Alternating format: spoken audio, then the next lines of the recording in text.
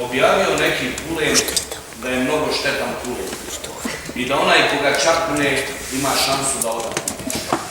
Da dimljeno meso čak izazvati može rak. Može biti ona smjesa što u sebi nema mesa. Što ga stranci danas prave, ne bi li nam došli glave. Jednom li sam od tog jadan pokraj švedskog ostao gladan. Ali naša mesna dijela i mrtva bi usta jela. Dok ta stranjska mutirana pravi kušus od organa.